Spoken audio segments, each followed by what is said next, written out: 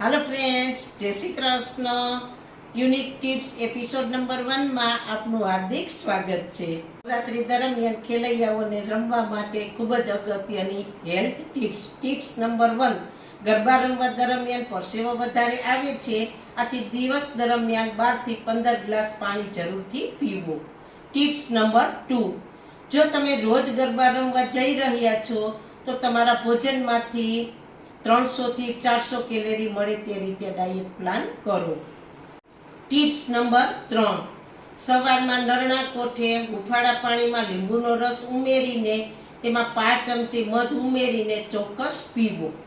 Tips number 4, સવારે 10 વાગ્યાથી 11 વાગ્યા સુધીમાં એવા ફળોનું ભોજન કરો કે જેમાં કેલરી વધારે હોય। ટિપ્સ નંબર 5, બપોરના ભોજનમાં 2 રોટલી, શાક, દહીં, સલાડ જેવું તમે લઈ શકો છો। સંધ્યાના સમયે મિલ્ક શેક, જ્યુસ અથવા તો નાળિયેર પાણી લઈ શકો છો। ટિપ્સ નંબર 6, ગરબા રમવા જાવ તેની પહેલા 2 થી 3 કલાક પહેલા બાફેલા બટેટા, સાબુદાણાની ખીચડી, રોસ્ટેડ સિંગદાણા અથવા તો ફળોનું સેવન તમે કરી શકો છો।